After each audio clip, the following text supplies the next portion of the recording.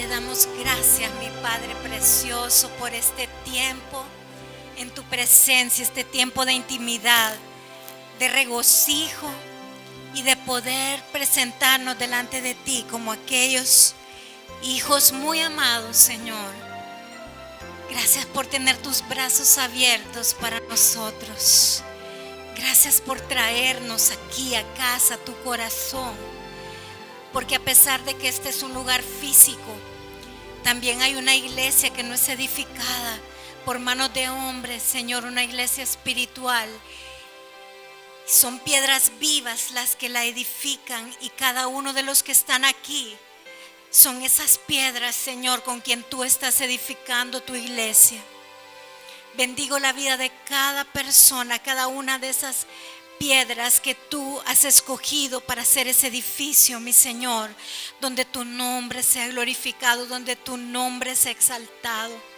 Nos rendimos a tu presencia, nos rendimos a tu señorío.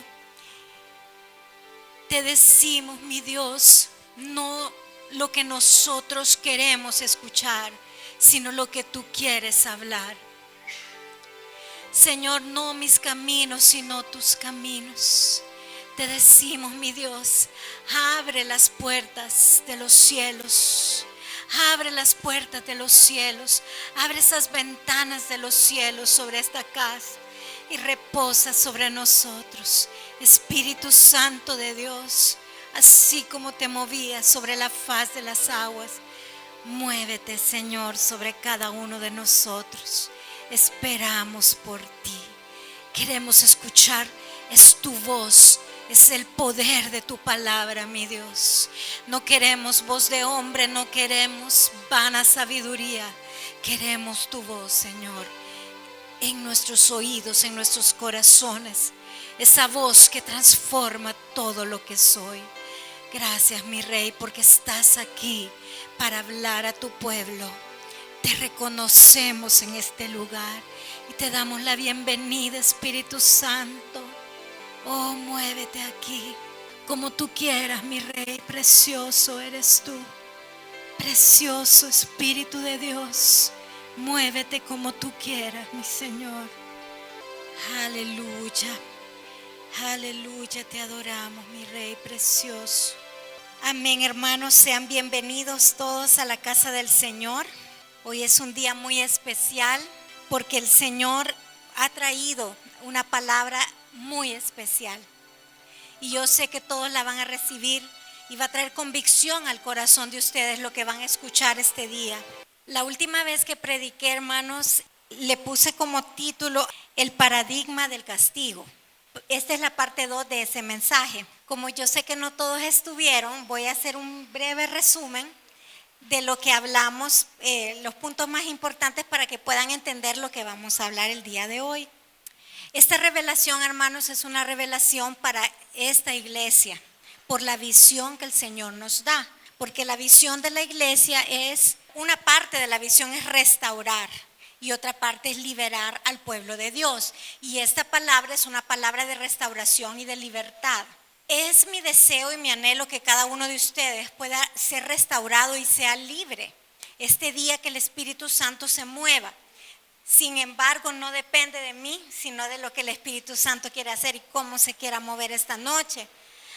Sé que no voy a poder terminar todo, pero voy a dar la parte que el Señor me permitió dar este día. Como parte de mi testimonio, hermanos, el Señor permitió unas situaciones en mi trabajo en donde me llamaron la atención de manera repetida y me llamaban a la oficina y me llamaban la atención por situaciones diferentes, de una manera intimidante y de una manera muy pesada, que me hicieron sentir muy amedrentada. Tenía mucho temor. El temor no me duraba mucho porque apenas yo iba, oraba y yo sentía paz. Sin embargo, el Señor me libró de todas esas situaciones y fue algo que Dios permitió. Definitivamente fue algo que Dios permitió, porque yo le pregunté al Señor algo y yo le dije: Señor, ¿por qué me está pasando esto? ¿Y por qué me siento así como me siento? Entonces, el Señor me habló casi inmediatamente, pude escuchar la voz del Espíritu Santo y Él me dijo que yo iba a encontrar la respuesta en un libro al que yo sigo, creo mucho en la revelación que Dios le ha dado a él. Su nombre es Danny Silk, él es de la iglesia Betel que yo visité hace algunos años, gracias al Señor, y he recibido mucho de parte de él. Entonces, el libro que él escribió se llama, yo lo voy a traducir el título como Impune. Ese no es un título muy bonito y creo de que no sería el título más apropiado, pero ese libro no ha sido traducido. Entonces, más o menos así es el título del libro. Y empecé a leer, compré el libro y lo leí. No lo leí todo, no lo pude leer todo, pero leí lo más que pude en aquel momento que el Señor me lo daba. Y yo pude entender a través de la lectura de ese libro una revelación que era lo que me estaba pasando a mí. ¿Por qué me sentía con tanto temor? Y me sentía hasta cierto punto avergonzada con mi jefe, porque mi jefe es una persona muy eficiente. Y yo trabajo, hermanos, con padres muy delicados, porque la mayoría de ellos o son de mucho dinero, de muchísimo dinero, o son de una educación muy, muy alta, tal manera que he conocido pocas personas en el medio nuestro que tengan esos títulos, o sea, unos títulos hasta de doctorados, o sea, la forma en que ellos hablan, en que ellos escriben, que ellos cuidan a sus hijos, muchos de ellos extranjeros, es muy diferente a nuestra cultura.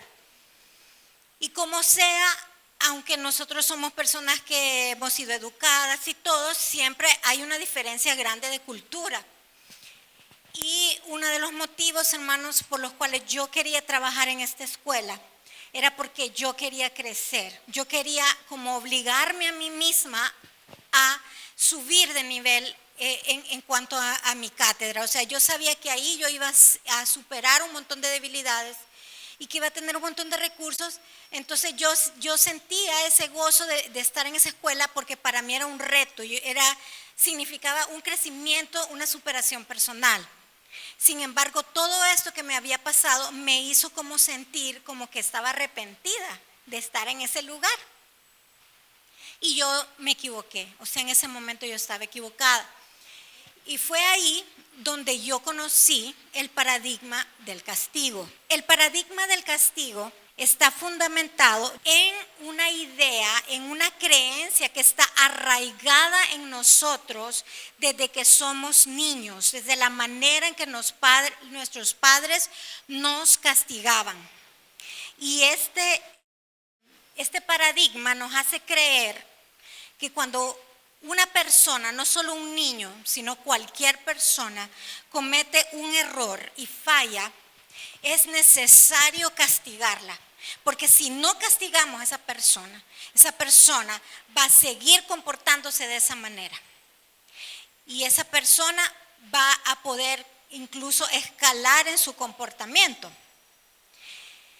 Y creemos, en este caso, déjenme ver qué más, ¿verdad? Que esta persona, en especial en la iglesia, aplicándolo ya a la iglesia, que esta persona cuando comete un pecado es más todavía que tiene que ser castigada, que tiene que recibir las consecuencias de ese pecado. Sin embargo, quiero aclarar que ese no es la forma de Dios, aunque sí es una forma culturalmente aceptada, que nosotros lo tenemos bien arraigado y lo creemos profundamente. Eso no es la forma que Dios cree y no es la forma en que Dios actúa, en especial bajo el nuevo pacto. Y eso es lo que vamos a entender y a aprender esta noche. También tengo que aclarar, hermanos, que no entra en esta categoría las cosas que están bajo la jurisdicción de la ley. Porque cuando una persona quebranta la ley, como por ejemplo una persona que comete un asesinato y está en la cárcel, eso no entra en lo que la iglesia, no se puede meter la iglesia en esto, porque eso ya es la jurisdicción de la ley. Estamos hablando de situaciones que están bajo el gobierno de la iglesia, como por ejemplo lo que está ocurriendo en el mundo actual en este momento. Yo me metí a investigar, por ejemplo, lo que está pasando con un siervo de Dios que su nombre es Mike Bickle. Mike Bickle es el fundador de la iglesia IHOP, que se llama igual que el restaurante de IHOP, que se llama International House of Prayer, Casa Internacional de Oración. Él fundó esta iglesia bajo la premisa de que él iba a tener oración y adoración 24 horas del día, 24/7. ¿Se imaginan qué poderoso tiempo y qué iglesia donde el Espíritu Santo se manifiesta, porque la iglesia sigue de pie de una manera extraordinaria, donde cosas maravillosas suceden y donde yo misma recibí varios sermones del pastor Mike Bickle? ¿Qué fue lo que pasó con este pastor? Miren lo que pasó ahorita. Esto acaba de salir a la luz. El hombre era un hipócrita, un engañador. Él predicaba y todo. Desde el tiempo antes de fundar la iglesia, eso lo escuché de la boca de la persona que él molestó. Miren lo que él hizo. Él conoció a una jovencita de 14 años en la iglesia. Él era un hombre casado y tenía 2 hijos pequeños, uno de 2 años y otro creo que de 4 en ese tiempo. Y él conoció a esta jovencita de 14 años y en cuanto la conoció a él le gustó. Algo le atrajo de ella y él empezó a enamorarla secretamente. Y la forma en que lo hizo, la estrategia que él utilizó, fue de que él empezó a pedirle que fuera la niñera de sus hijos. Entonces la contrataba para que le cuidara a los niños y empezó a acercarse a ella, empezó a irla a dejar a la casa, empezó a manipularla espiritualmente hasta que llegó la niña, porque era una niña de 14 años, a creerle las mentiras que él le decía. Y una de las mentiras que él le decía era que él sabía que el Señor le había revelado, que la esposa iba a morir. Y que ella iba a ser la esposa sustituta, que ella iba a llegar a ser la mamá de sus niños. Imagínense, era una de las cosas que él hacía.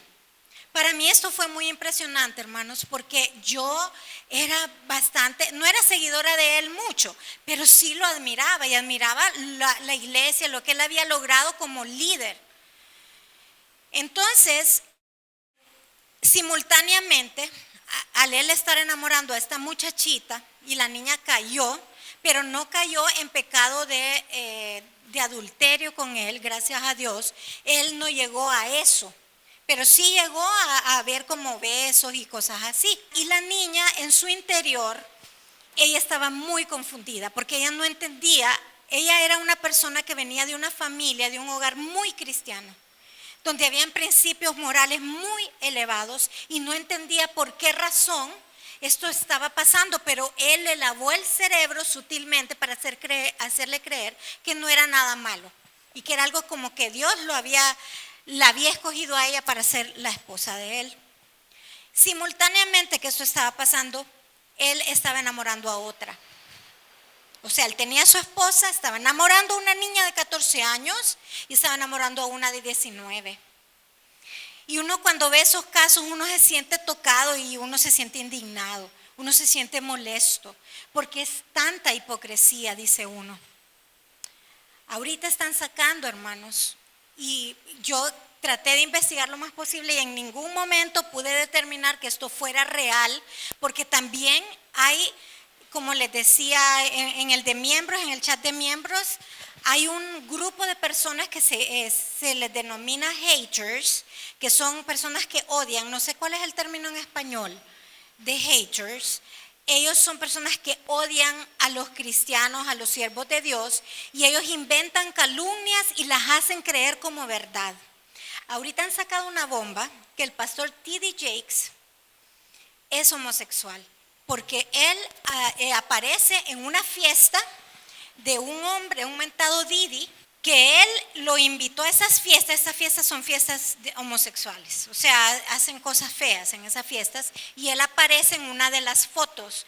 Yo lo veo y yo digo, él no es alguien como que quieren hacerlo parecer que él es. Y él no se ha defendido porque él dice, yo no tengo por qué defenderme de cosas que no son verdad. Sin embargo, en otra foto aparece con él como abrazado, esa sí es él. Él tiene una figura muy paternal y sí, muchos pastores en Estados Unidos se dan muchas libertades con personas del mundo. Entonces aparecen en videos y algunas fotos un poco comprometedoras que podrían dar lugar. No lo sé, hermanos. Pero lo que sí yo sé es que el humano tiene la tendencia a pecar. Y que el ser humano, por muy pastor que sea, por muy amante de la palabra de Dios, por muy crecido espiritualmente que sea, el que está firme, dice la palabra, mire que no caiga. Todos somos vulnerables a los ataques del enemigo, a las mentiras que nos pueden hacer caer en una tentación, en una trampa. Entonces, en esas situaciones, la iglesia cree erróneamente que la persona debe de ser castigada. Y esa no es la solución. La palabra del Señor nos dice en 1 de Juan 4:18. Dice, en el amor no hay temor, sino que el perfecto amor echa fuera el temor, porque el temor lleva en sí castigo, de donde el que teme no ha sido perfeccionado en el amor. Este verso revela varias cosas, hermanos. Y es que el castigo, una de las cosas que el castigo provoca es miedo, es temor. Y ese no es el corazón de nuestro Padre Celestial. Dice ahí que en el amor no hay temor, sino que el perfecto amor echa fuera el temor. La idea de Dios es transformar nuestros pensamientos esta noche del paradigma del castigo al paradigma del amor. Eso es lo que Dios quiere, que cambiemos nuestra manera de pensar y que traiga a nuestro corazón arrepentimiento, porque muchos de nosotros como padres por años hemos practicado el paradigma del castigo.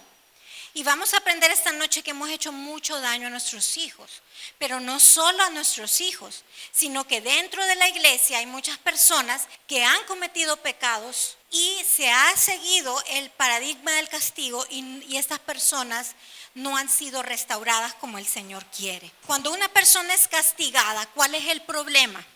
Esto provoca, voy a mencionar 4 cosas que esto provoca. Número 1, temor al castigo. Yo no lo quiero volver a hacer, no porque estoy arrepentida, sino porque tengo temor a ser castigada. ¿Entiende? Número 2, esto provoca vergüenza. En mi caso, a mí me llamaron la atención en mi trabajo por situaciones que aparentemente yo había hecho, pero en realidad yo no había hecho. Le doy gracias al Señor porque yo fui inocente y lo pude probar. Pero a pesar de ello y a pesar de que yo sabía que yo era inocente, yo seguía sintiéndome avergonzada. Porque hay un tipo de vergüenza que nosotros experimentamos cuando tenemos el temor al castigo. En mi caso, ¿cuál puede haber sido mi temor? Perder mi trabajo, por ejemplo, ¿verdad? Ese era mi castigo, si en todo caso yo salía culpable. Entonces, hay un tipo de vergüenza que es la vergüenza al fracaso. Cuando nosotros sentimos que hemos fracasado en algo, eso trae vergüenza a nuestra vida. Y esa es una segunda consecuencia del castigo.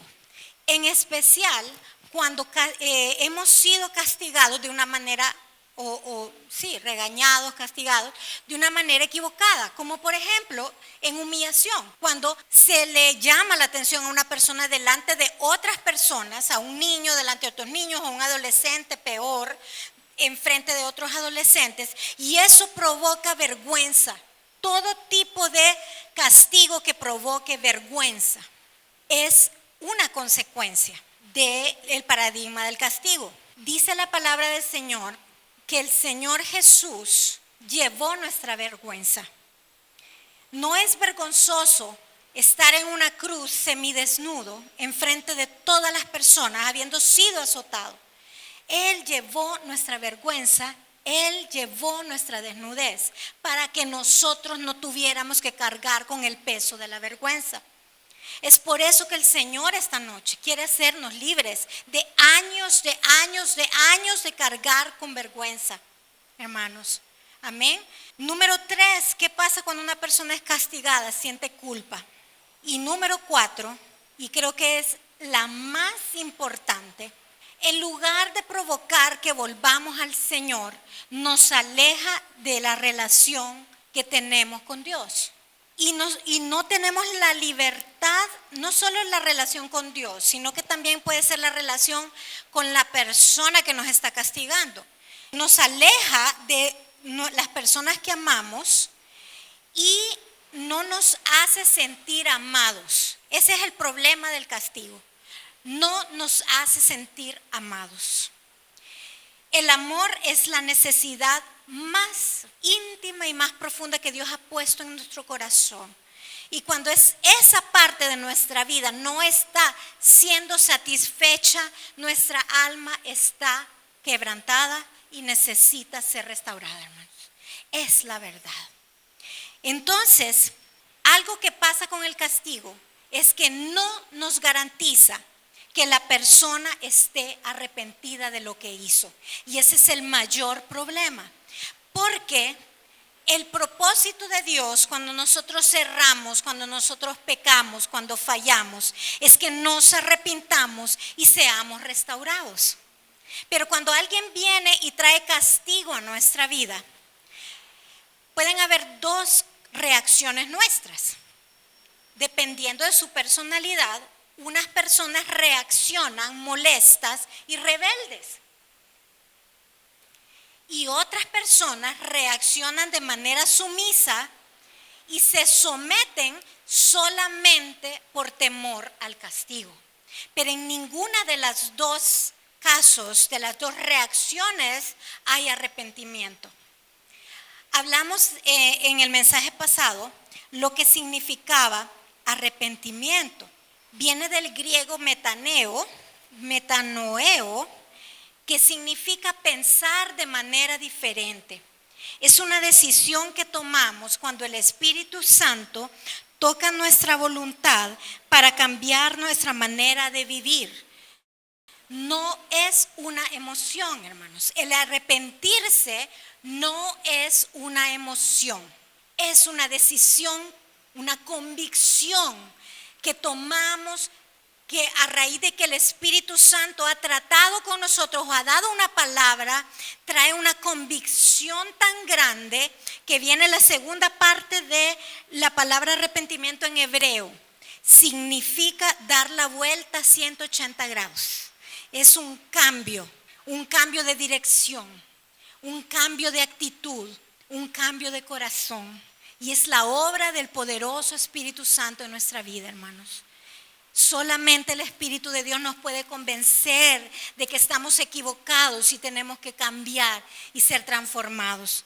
Yo sé que me estoy metiendo en camisa de 11 varas aquí y sé que es difícil creer esto. Miren, yo les traía unos memes. Detrás de un niño bien educado hay una madre con chancletas y muy buena puntería.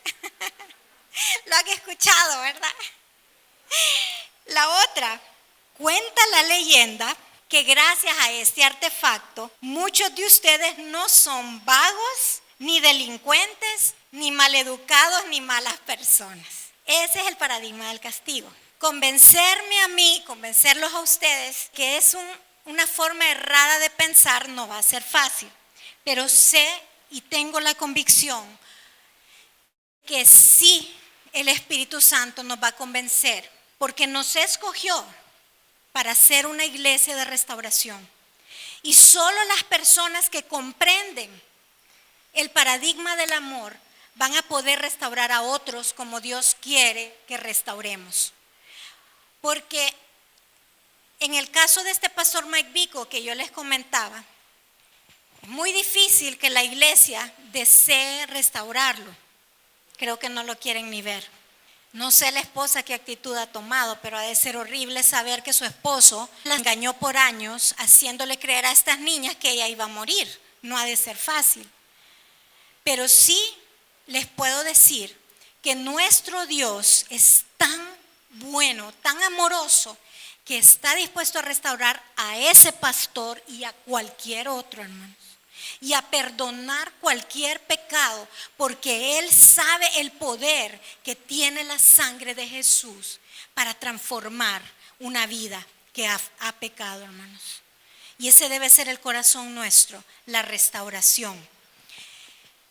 No me voy a quedar mucho en eso, porque hoy lo que el Señor me habla es enfocarme en otra cosa. Y entonces me van a decir, y entonces si una persona falla, ¿cómo no se va a castigar? O sea, se va a dejar así sin consecuencia. ¿Cómo es posible esto? Entonces, yo les voy a mostrar un camino más excelente, como dice la palabra. Eso está en Hebreos 12, del 3 al 11. Lo vamos a leer, por favor.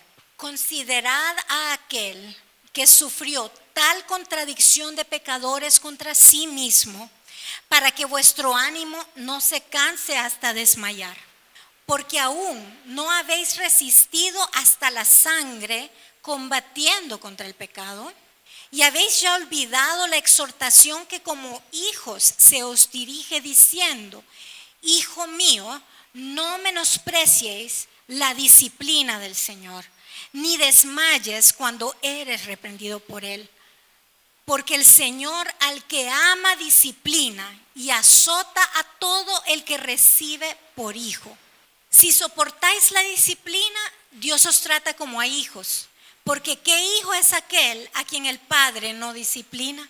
Pero si os deja sin disciplina, de la cual todos han sido participantes, entonces sois bastardos y no hijos. Por otra parte, tuvimos a nuestros padres terrenales que nos disciplinaban y los venerábamos. ¿Por qué no obedeceremos mucho mejor al Padre de los Espíritus y viviremos? Y aquellos ciertamente por pocos días nos disciplinaban, como a ellos les parecía, pero para lo que no es provechoso, para que participéis de su santidad. Es verdad que ninguna disciplina al presente parece ser causa de gozo, sino de tristeza, pero después da fruto apacible de justicia a los que en ella han sido ejercitados. Entonces nos vamos a mover del castigo a la disciplina. Son dos cosas muy diferentes. Un cuadro que hice para la diferencia entre castigo y disciplina. Lo voy a compartir, les voy a explicar. En el castigo, el arrepentimiento es irrelevante, no importa si la persona se arrepiente o no se arrepiente, simplemente lo que se quiere es satisfacer un enojo, es satisfacer una justicia a la manera del hombre. En la disciplina, el arrepentimiento es esencial. Lo que Dios busca cuando nos disciplina es que cambiemos nuestra manera de vivir. Yo recuerdo, hace muchos años, muchos recién casada, mi esposo y yo teníamos un estilo de vida muy diferente al que tenemos en este momento. A veces viajábamos endeudados, no nos importaba, no teníamos hijos. Estuvimos 3 años sin hijos, entonces veníamos, agarrábamos el sueldo, todos los fines de semana nos lo íbamos a gastar, de aquí a allá, nunca ahorramos nada, ni un peso. Y eran las vacas gordas, era el tiempo de las vacas gordas, y cuando vino el tiempo de las vacas flacas, ¡oh! ¡Qué disciplina del Señor! Por años, 10 años, 11 años, no sé cuántos de vacas flacas. Y ahora pregúnteme a ver cómo estoy de bien portada. Pregúnteme. Si yo oro por algo que compraron, que sea chiquito, le pregunto al Señor, ¿lo puedo comprar? ¿No lo puedo comprar? O sea, no en un 100% estoy bien, obviamente, ¿verdad? Me faltan algunos aspectos, pero he mejorado increíblemente. ¿Cuál fue la disciplina que Dios me dio? Una prueba en donde me limitó económicamente. Es un ejemplo nada más que les quiero dar de una disciplina de parte del Señor. En el momento lo agradecí, no, o sea, yo me sentí horrible. Llegó un momento que la prueba era tan grande que si mi mamá no nos hubiera dado provisión para comer, no sé qué hubiéramos comido. Así de mal estuvimos, porque hubo un mes en nuestra historia matrimonial que ninguno de los dos tuvo trabajo. Ajá, y sin ahorros. Imagínense, sin ahorros, nunca ahorramos nada. Ahora yo ahorro, como uno se imagina. Yo recibo mi sueldo y lo primero doy el diezmo y después agarro la mitad de mi salario va al ahorro. Pero eso es algo que el Señor pues me tuvo que haber disciplinado grandemente. Me arrepentí de todo corazón, cambié mi manera de pensar en la forma de gastar el dinero, en no meterme en deudas innecesariamente por un viaje, por ejemplo, algo que no era importante en ese momento. En el castigo, el perdón es irrelevante. Yo les ponía el caso de la esposa de este pastor que le cometió adulterio 2 veces y ella lo perdonó, porque ella decidió tomar el camino del amor y no el camino del castigo. Entonces, en la disciplina, el perdón es esencial. Vimos claramente que Dios disciplina al que ama y lo hace con amor, hermanos. Lo hace porque nos ama. En el castigo se requiere que la persona se someta a nuestro control. Usted se sienta aquí porque aquí digo yo que se tiene que sentar. Esa es la actitud. Es una actitud dictatorial.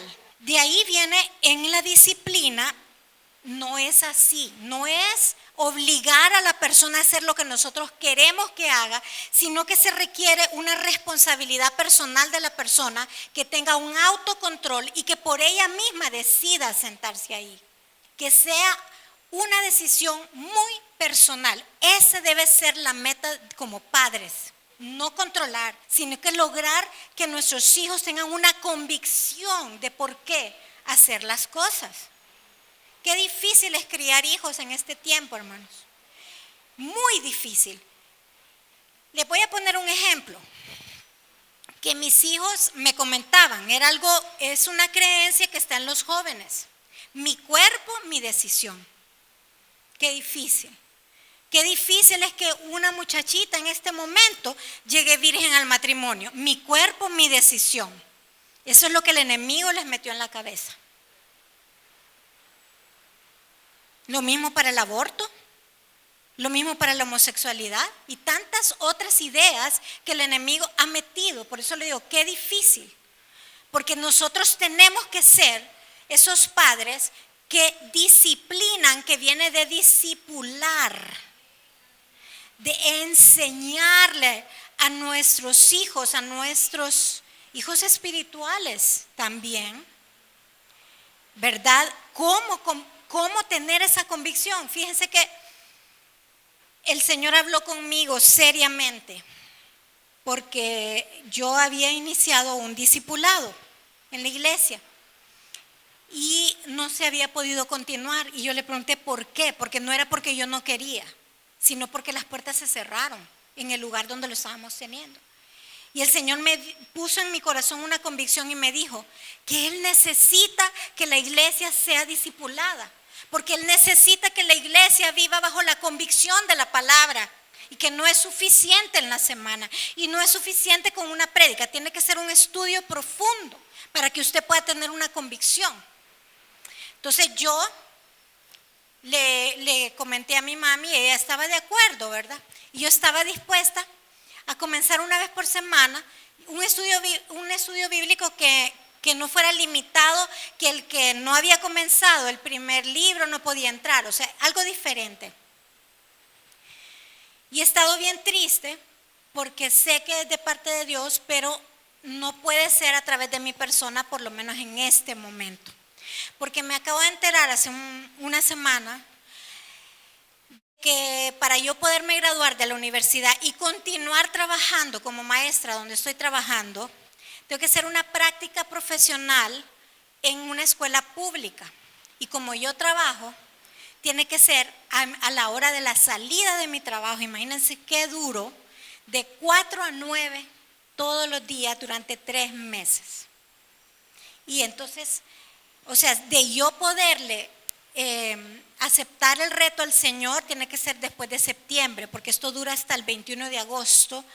Y yo le iba a pedir hasta permiso a mi mamá que esos 3 meses, pues pedir permiso, porque yo voy a vivir muy cansada. Solo de que voy a vacaciones el 7 de junio, o sea, en estos 3 meses, un mes voy a trabajar todo el día de 7 de la mañana a 9 de la noche y los otros voy a tener unas vacaciones parciales. Pero que yo tengo la convicción que el Señor nos ha pedido ir y hacer discípulos, la tengo. Que tengo el llamado de ser una maestra, lo tengo. Y sé que viene de parte de Dios y va a ser algo muy especial y muy lindo. Así que me van a dar el chancecito, ¿verdad? Porque no puedo en otro momento. Antes no puedo. Estamos hablando de la diferencia entre el castigo y la disciplina. El castigo, hermanos, intenta detener el mal comportamiento. Es fruto de la manipulación y la intimidación. Trae separación en las relaciones. Pero la disciplina transforma el corazón y es fruto del amor. Su meta es restaurar y reconciliar la relación. Amén. El castigo utiliza una ley externa, pero la disciplina utiliza una ley interna. ¿Cuál es nuestra meta, hermanos? La disciplina. Amén. El paradigma del amor nos enseña que el Señor no desea castigarnos, sino disciplinarnos para que lleguemos a verdaderamente arrepentirnos y ser transformados a ser como el varón perfecto, el Rey Jesús. Amén. Que nos sintamos muy amados por Él, por el Padre, cuando Él trata con nosotros y tengamos la convicción que Él lo hace para restaurar nuestra alma y reconciliarnos con Él. Y con eso tengamos la convicción que vamos a tener su perdón y el perdón de las personas a quienes hemos ofendido a través de nuestra falta. Esto no toma un día, hermanos. El arrepentimiento es un proceso que puede durar hasta un año o más tiempo, porque la persona tiene que ser continuamente tratada en consejería para poder llegar a una convicción fuerte de arrepentimiento. Amén. Este paradigma del amor dice que Él desea perdonarnos, quitar la vergüenza de nosotros y hacernos libres del temor al castigo para poder recibir su amor y tener una relación íntima con Él. ¡Qué precioso! Ese es el corazón de nuestro Dios, hermanos. Y nosotros hemos estado tan lejos de entender esto, porque toda la vida hemos estado sumergidos en esta cultura de castigo. Amén.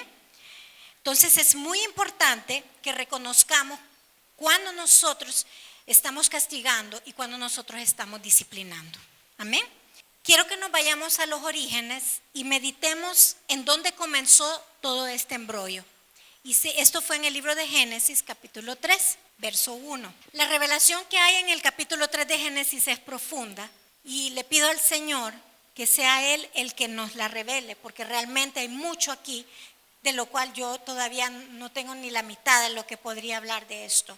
Dice, pero la serpiente era astuta. Esa palabra significa engañadora. Era astuta para engañar, más que todos los animales del campo que Jehová Dios había hecho. La cual dijo a la mujer, ¿con qué Dios os ha dicho? ¿No comáis de todo árbol del huerto? Y la mujer respondió a la serpiente, del fruto de los árboles del huerto podemos comer, pero del fruto del árbol que está en medio del huerto, dijo Dios, no comeréis de él, ni le tocaréis para que no muráis. Entonces la serpiente dijo a la mujer, no moriréis, sino que sabe Dios que el día que comáis de él, serán abiertos vuestros ojos y seréis como Dios, sabiendo el bien y el mal. Y vio la mujer que el árbol era bueno para comer y que era agradable a los ojos y árbol codiciable para alcanzar la sabiduría. Y tomó de su fruto y comió y dio también a su marido, el cual comió así como ella. Vamos a parar acá un momento para poder meditar en lo que esta historia nos está revelando. El enemigo trató sutilmente con el corazón de esta mujer, con que Dios os ha dicho. ¿Qué hizo él cuando le dijo esto? Y vio la mujer que el árbol era bueno para comer.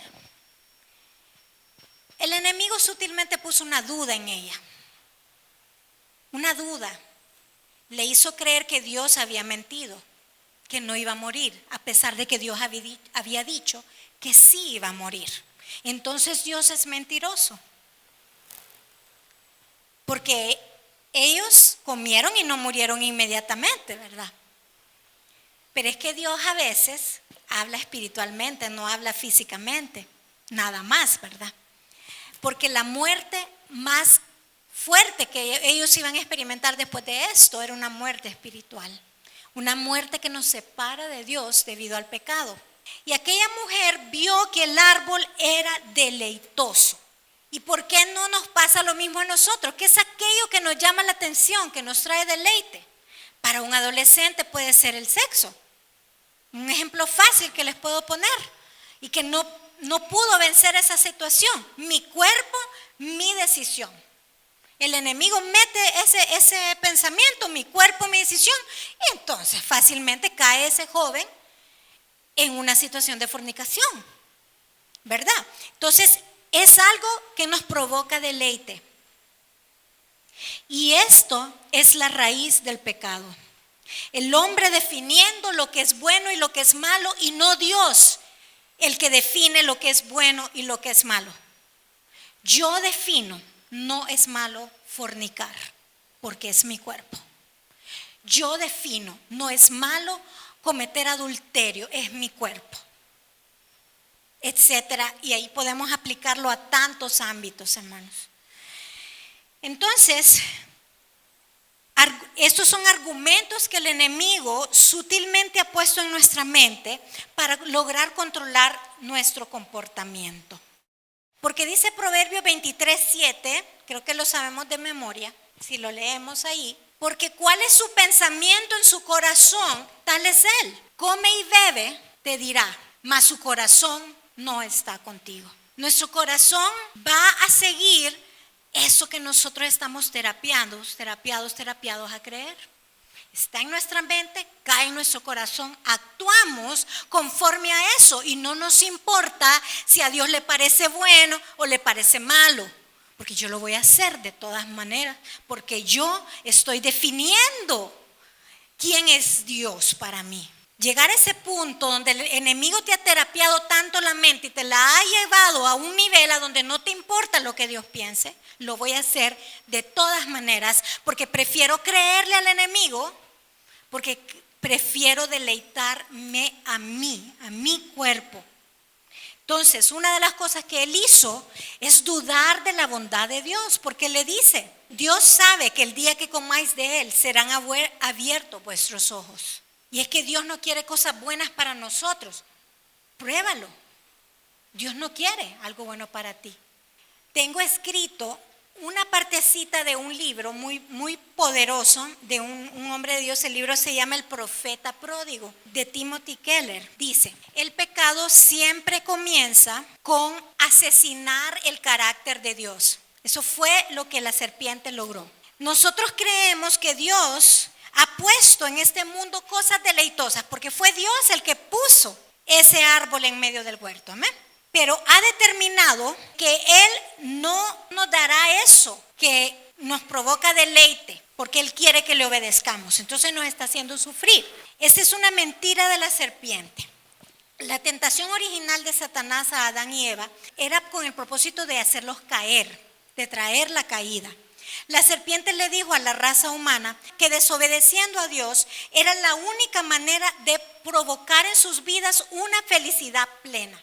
Imagínense que solo desobedeciendo a Dios ellos iban a ser plenamente felices y iban a tener la desilusión de hundirse en su corazón humano si no lo obedecían. Realmente la tentación fundamental está en todo el mundo y el pecado original especifica detalles que están en lo profundo del corazón del hombre. Yo tengo que ver a mi corazón tal como está para ver por qué estoy pecando, por qué yo caí en esta fornicación. Un ejemplo que se me ha venido a la mente, por qué yo caí en este adulterio. ¿Qué es lo que me hizo caer? ¿Qué convicción no tengo en mi corazón que yo caí en esta situación? Entonces, dice Génesis 3, del 7 al 13, continuando la historia, que cuando esto ocurrió y ellos probaron ese fruto, que era deleitoso a sus ojos, entonces fueron abiertos los ojos de ambos y conocieron que estaban desnudos. Entonces cosieron hojas de higuera y se hicieron delantales. Fíjense que en este verso anterior hay dos cosas importantes que debemos ver. Primero, hermanos, que ellos se dieron cuenta que estaban desnudos y sintieron vergüenza.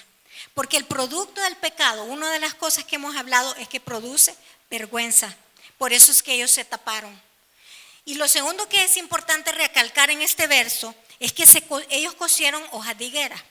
Y las hojas de higuera, si ustedes recuerdan, es la única planta que el Señor Jesús maldijo. ¿Por qué maldijo la higuera el Señor? Porque la higuera representa la obra carnal religiosa del hombre para cubrir su vergüenza y no la manera de Dios. Si seguimos más adelante, dice el verso 8, que ellos oyeron la voz de Jehová Dios que se paseaba en el huerto. Y esa voz llenó todo aquel huerto, dice la palabra, si le escudriñamos profundamente lo que esa palabra paseada significa, al aire del día. Y el hombre y su mujer se escondieron de la presencia de Jehová Dios entre los árboles del huerto. ¿Por qué se escondieron? Porque tenían vergüenza. ¿Por qué se escondieron? Porque la vergüenza provocó que ellos no quisieran continuar teniendo una relación con el Padre. Y eso es lo que pasa en nuestras vidas, hermanos. Cuando nosotros pecamos o estamos haciendo una práctica que nos deleita, pero que es contraria a la palabra del Señor, nosotros ya no estamos orando porque nos tenemos que esconder. No queremos leer la palabra porque nos tenemos que esconder. O dejamos de venir a la iglesia porque nos tenemos que esconder. Eso es la realidad que estamos viviendo y que está ocurriendo. Y otra cosa importante que quiero que noten en el verso 8 es que Dios sabía por su omnisciencia lo que ellos habían hecho, pero Él los fue a buscar. Dios no se escondió. Dios todavía quería una relación con sus hijos. Dios todavía quería platicar con ellos. Dios todavía quería esa comunión con ellos. Porque si hay algo que he podido comprender, es que si nosotros estamos vivos este día y Dios nos dio la vida y el soplo de vida, Él nos la dio, hermanos, para que tuviéramos una relación con Él. Porque Él quiere a alguien con quien compartir la eternidad. Él no quiere tener una distancia entre nosotros. Y algo tan grande que nos ha dicho que eso es verdad. Dice el 9, mas Jehová Dios llamó al hombre y le dijo, ¿dónde estás tú? Y esta noche el Señor te dice, ¿dónde estás tú? ¿Estás escondiéndote de Dios? ¿Dónde estás? ¿Por qué te estás escondiendo? Y dice la historia, oí tu voz en el huerto, y aquí está el segundo problema que viene cuando pecamos, y es el miedo. Mira, oí tu voz y tuve miedo porque estaba desnudo y me escondí. La vergüenza y el temor. Dios no empieza a regañarlo, a reprocharle, a martillarlo, sino que le hace una pregunta. ¿Quién te dijo? ¿Quién te enseñó que estabas desnudo? ¿Has comido del árbol que yo te mandé que no comieses? Y el hombre respondió, la mujer que me diste. Eso es una señal, no es culpa mía, es culpa de ella. Entonces empezamos a culpar a otros, a acusar a otros de lo que hacemos. Me dio del árbol y yo comí. Entonces dice el verso 13, Jehová Dios dijo a la mujer, ¿qué es lo que has hecho? Y dijo la mujer, la serpiente me engañó y comí. O sea, no fue culpa mía, fue la de la serpiente. Y es una actitud bastante normal, especialmente en los adolescentes. Les cuesta mucho reconocer su responsabilidad en algo. Esa parte de ser papás a veces es difícil porque tenemos que lograr que ellos reconozcan sus errores y reconozcan su culpa. Quiero llevarlos a que veamos en el versículo 3:21 algo hermoso que dice que Jehová Dios hizo al hombre y a su mujer túnicas de pieles y lo vistió. Este es el primer sacrificio de sangre que se hace bíblicamente, cuando Él cubre la desnudez de ellos. Y esto es un acto profético que señala lo que Jesús iba a hacer por nosotros, hermanos.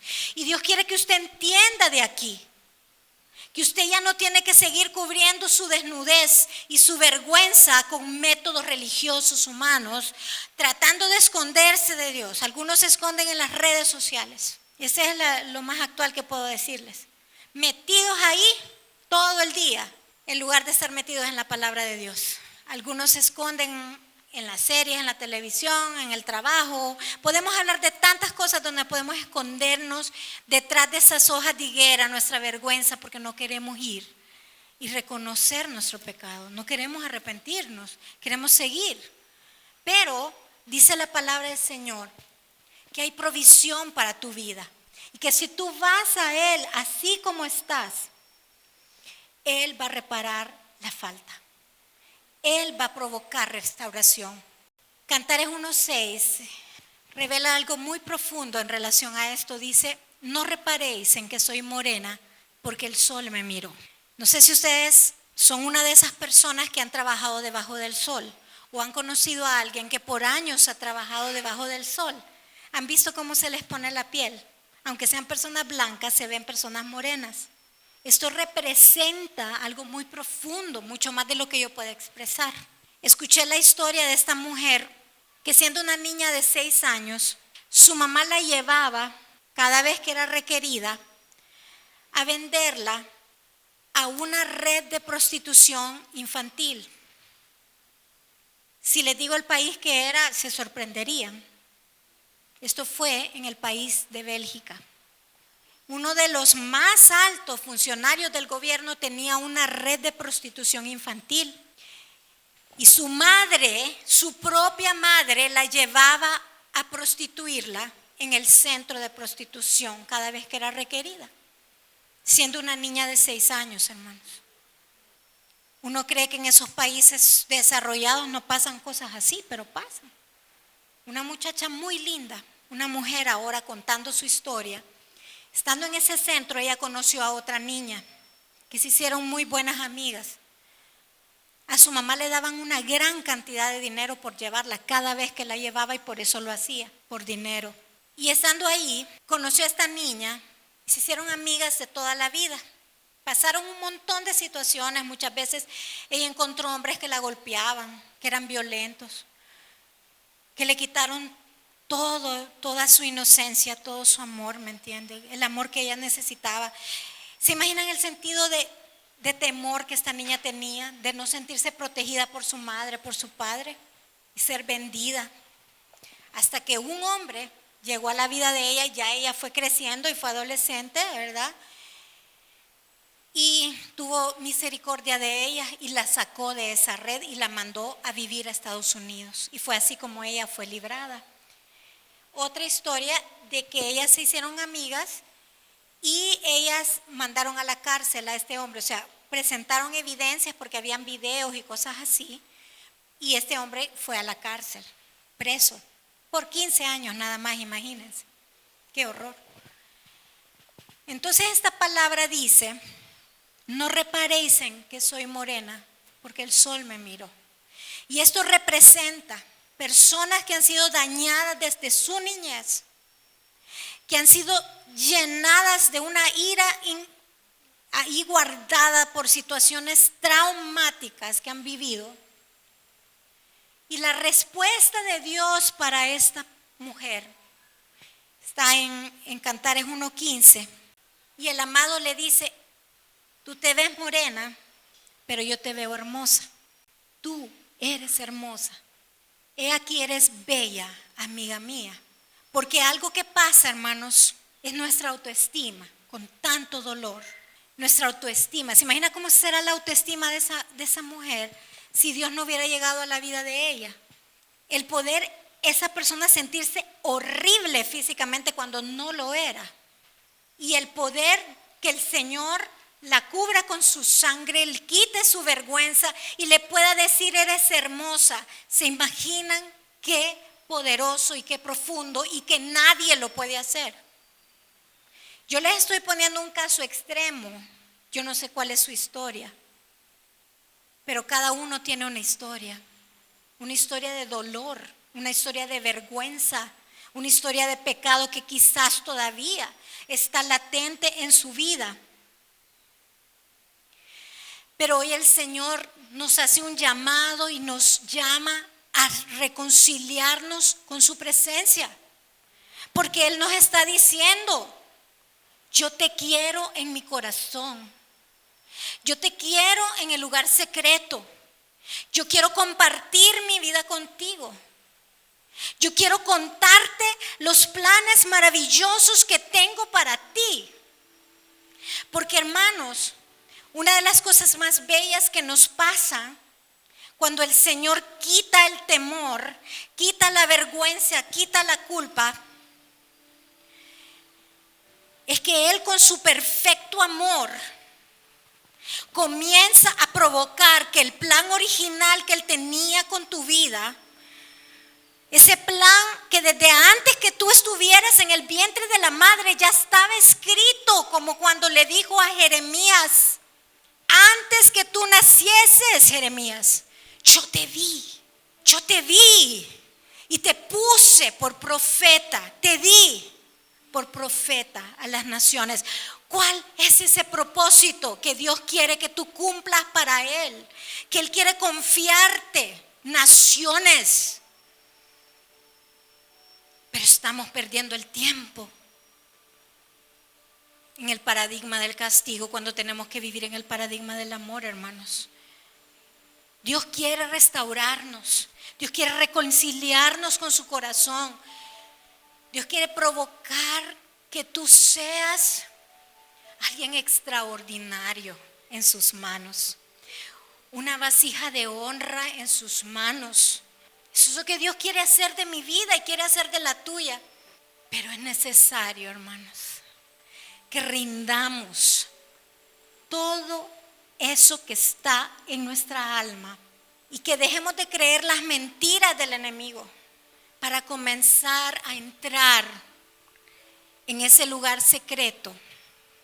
Como le decía a la Sulamita, creo que es el 1:4, atráeme, en pos de ti correremos. El Rey me ha metido en sus cámaras. Nos gozaremos y alegraremos en ti. Nos acordaremos de tus amores más que del vino. Con razón te aman. Yo te puedo decir esta noche que eso es verdad en mi vida. Yo te puedo decir esta noche que eso es verdad. Que hay momentos que el amor de Dios es tan fuerte que no puedes salir de ese lugar. Que quieres salir y no puedes, no quieres.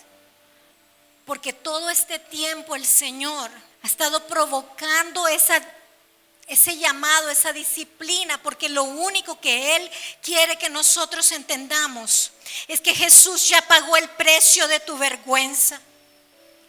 Es que Jesús ya pagó el precio de tu pecado, que Él derramó su sangre y entregó su vida para que nosotros no tuviéramos que pasar por todo ese castigo. Dice que el castigo de nuestra paz fue sobre Él. Si esta noche tú entiendes, iglesia, lo que Dios te quiere hablar y tú aceptas que el Señor quite esas hojas de higuera y te cubra con su poderosa sangre, Él va a desbaratar la vergüenza en tu corazón y en tu alma. Él va a arrancar la culpa de ti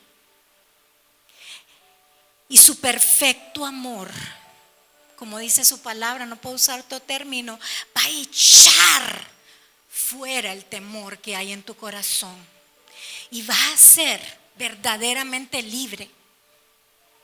No solo lo vas a cantar, soy libre, sino que vas a ser libre. ¿Cuántos quieren ser libres? ¿Cuántos no son libres? Yo misma no lo era, hermanos. Se los estoy poniendo de ejemplo. Yo he tenido que autoliberarme, autoministrarme y creerle al Señor que tiene la capacidad y el poder de hacerme libre. Porque si el Hijo os libertare, seréis verdaderamente libres. Si usted lo cree, póngase de pie y vamos a entrar en su presencia y vamos a permitirle al Espíritu Santo que venga sobre cada uno de nosotros. Así como el Espíritu de Dios se movía sobre la faz de las aguas cuando la tierra estaba desordenada y vacía. Espíritu de Dios, muévete sobre el caos de mi vida. Muévete y reposa sobre mí. Oh Espíritu Santo, solo tú puedes traer convicción de pecado y arrepentimiento esta noche. Solo tú puedes hacer que nuestros corazones verdaderamente se vuelvan a ti. Para decirte, Padre, perdónanos. Yo no sé por qué le tiene que pedir usted perdón al Señor, pero si hay algo allí, pídale perdón en este momento. Trae convicción de pecado, Espíritu Santo. Oh, mi Rey precioso, yo quiero darte gracias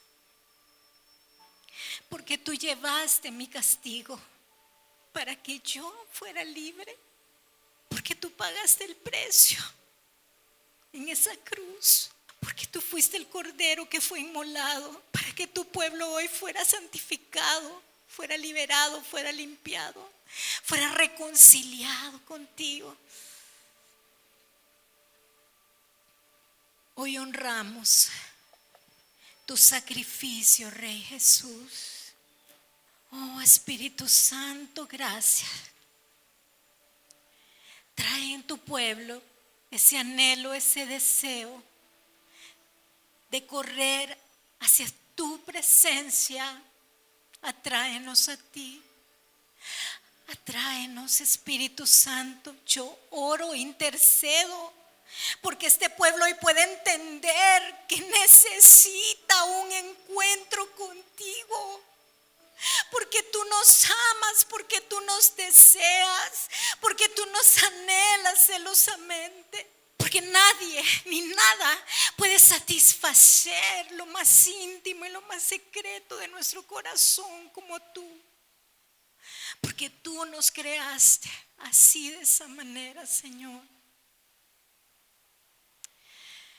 Oh, mi Dios, que esta noche nadie en este lugar salga cautivo de un espíritu de religiosidad. Te pido en el nombre poderoso de Jesús. En este momento vengo con tu autoridad, mi Señor Jesús, a quebrantar en mis hermanos toda vergüenza, todo temor. Lo echo fuera. Con el poder de tu sangre preciosa, recibe la libertad que Jesús te está ofreciendo esta noche. No salgas cautivo de este lugar. El Señor está aquí. Él quiere que tú seas verdaderamente libre para correr a sus brazos. Él no está enojado contigo. Él no está enojado contigo. Él solamente quiere engrandecerte, solamente quiere llevarte a tu propósito. Pero tú tienes que apartar un tiempo de intimidad. Un tiempo entre Él y tú, en lo secreto, en lo íntimo, en lo profundo, porque allí te quiere hablar a tu corazón. Porque allí te quiere mostrar misterios que han estado escondidos y no ha encontrado a quien poder revelárselos, porque no has querido entrar al lugar secreto. Porque el Señor te dice, hay mucho más, hay mucho, mucho más. No te conformes, porque en mi presencia hay plenitud, dice el Señor. Yo te estoy ofreciendo plenitud de gozo. Yo te estoy ofreciendo sentarte a la mesa del banquete. Porque mi bandera sobre ti, dice el Señor, es amor. Yo te estoy ofreciendo una vida sin temor al enemigo, una vida en victoria, que Él te temerá a ti, dice el Señor. Eso es lo que yo te estoy ofreciendo este día. Renuncia en este momento al temor, renuncia a la vergüenza, renuncia a la culpa, renuncia al pecado. Renuncia a esos deleites que te separan de su presencia. Hoy es un día de que la iglesia está siendo confrontada por el amor de un padre que dio su hijo para que usted y yo fuéramos libres y creyésemos cuánto Él nos ama. Yo no sé qué le tiene que decir usted al Señor, pero este es el momento. Este es el tiempo. Estamos siendo confrontados por el Señor. ¿Estás escuchando la voz del Espíritu Santo de Dios? Lo que te está diciendo, iglesia. El que tiene oídos, oiga lo que el Espíritu dice a la iglesia. Espíritu Santo de Dios, yo declaré en este altar un día que en esta casa habrá un tremendo avivamiento. Y los cielos ese día fueron abiertos y desde ese día siguen abiertos en este lugar. Señor mi Dios, este es el tiempo del avivamiento. Este es el tiempo del mover de las aguas de tu Espíritu Santo. Yo lo declaro, lo profetizo, lo creo, lo establezco en este lugar.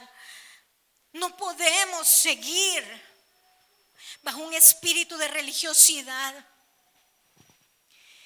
Y yo vengo en el nombre poderoso de Jesús a ordenarle al espíritu de religiosidad que suelte la vida de mi hermano, que suelte la vida de mi hermana. Porque en este lugar no hay religiosos, sino espirituales, personas que crecen en madurez y en amor, en bondad, en fruto del Espíritu Santo. Esta es tu iglesia, mi Señor, por la que tú diste tu vida. No diste cualquier cosa, diste tu vida, mi Señor. Yo te pido, mi Rey precioso, que traigas un genuino arrepentimiento a tu pueblo, para que pueda buscar tu presencia cada día y cada momento. Que tú puedas provocar un hambre de tu presencia tan poderosa, mi Señor, en cada vida, que lo único que querramos es estar en el lugar secreto. Espíritu Santo, sopla. Espíritu Santo, sopla. Espíritu de Dios, sopla de los cuatro vientos, sopla sobre tu pueblo, sopla hambre de tu presencia. Espíritu Santo, mueve las aguas. Espíritu Santo, trae ángeles a este lugar a pelear por tu pueblo, porque tu pueblo perece, porque tu pueblo necesita tu vida, la vida de Dios. Espíritu Santo, sopla vida sobre los huesos secos. Oh, rabakatara bakishatara mamamasai. Esa karababa mama mama mama mama shikarababa mama mama mama. Y rabakita rabakora rababa shaya. Esta es tu casa, mi Dios. Esta es puerta de Dios. Esta es puerta de Dios, puerta de Dios. Cielos abiertos. Presencia angelical en este lugar, peleando las almas, las vidas que han estado dormidas, que han estado muertas. Pelea, Espíritu de Dios, pelea por tu pueblo. Este es el momento, mi Señor. Gracias.